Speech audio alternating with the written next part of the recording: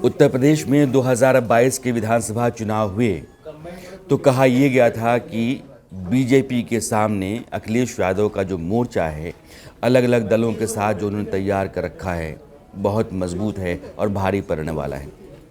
BJP के भीतर या सरकार के साथ जो लोग चल रहे थे, वही लोग बीजेपी का साथ छोड़ करके अखिलेश से जाकर के हाथ मिला लिए थे।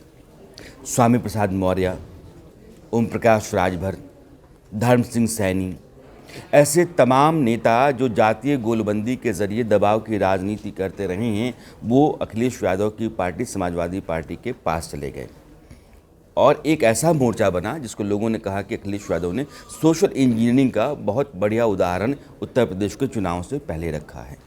लेकिन जब नतीजे आए तो सारे के सारे धड़ाम हो गए और बीजेपी के पास प्रचंड बहुमत आया। अलबत्ता बीजेपी के साथ जो सहयोगी दल चल रहे थे, संजय निषाद और अनुप्रिया पटेल के, उनको इसका फ़ायदा हुआ।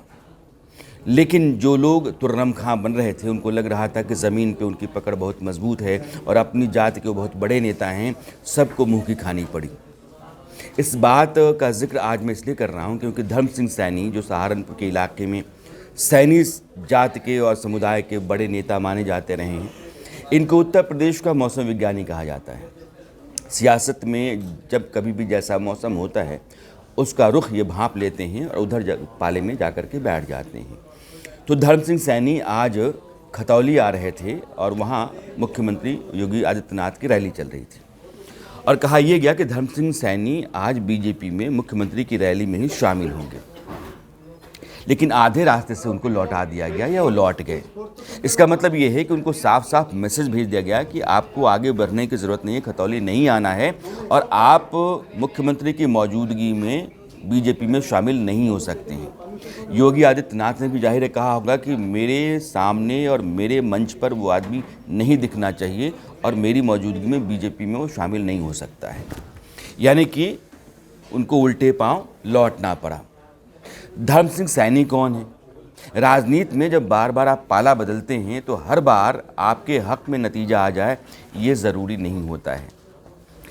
इससे पहले बीजेपी में थे 2017 में और सरकार में रहे, लेकिन 22 के चुनाव से पहले वो निकल गए और समाजवादी पार्टी में चले गए। समाजवादी पार्टी में वो इसके पहले भी रहे। 2002 में वो मायावती के साथ आए, मायावती की सरकार आ गई, मंत्री बन गए। 2007 में वो मुलायम सिंह के साथ आ गए, मुलायम सिंह की सरकार बन गई, उनकी चांदी हो गई। 2012 में फिर वो मायावती के पास चले गए।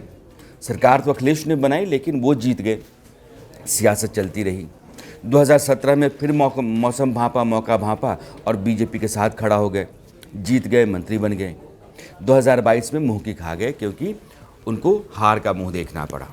अब उनको ये लग रहा है कि 2024 के चुनाव से पहले धर्म सिंह सैनी अपने पुराने सियासी वजूद को, वकार को हासिल करने और योगी आदित्यनाथ ने आज पर पानी फेर दिया।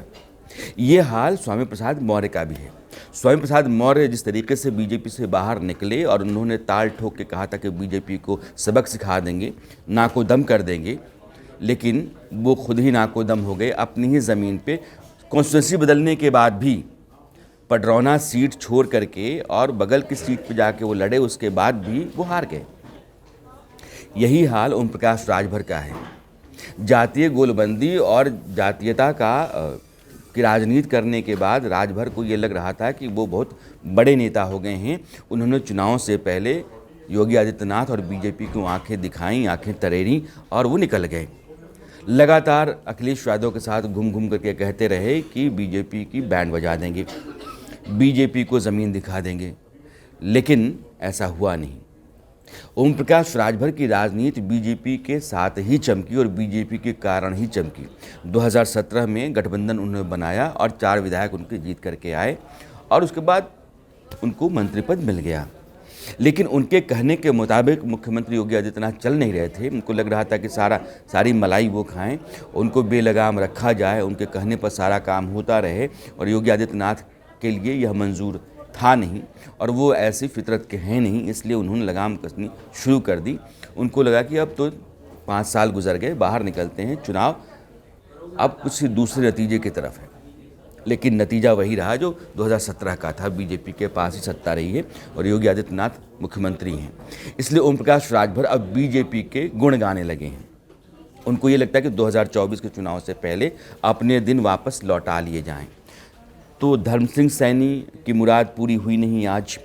ओम प्रकाश राजभर को बीजेपी ने अभी दूरी बना के रखा है, हाशिए पर रखा है, ताकि आपको ये लगे कि आप जातीय नेता नहीं हैं और जातीयता की गोलबंदी करके दबाव की राजनीति करने वाली जो राजनीति थी वो ख़त्म हो गई है। बीजेपी की एक सोशल इंजीनियरिंग है और बीजेपी के क्रेडेंशियल क्रेडिबिलिटी के चलते आप साथ साथ निकल जाते हैं, जैसा बिहार में भी होता है।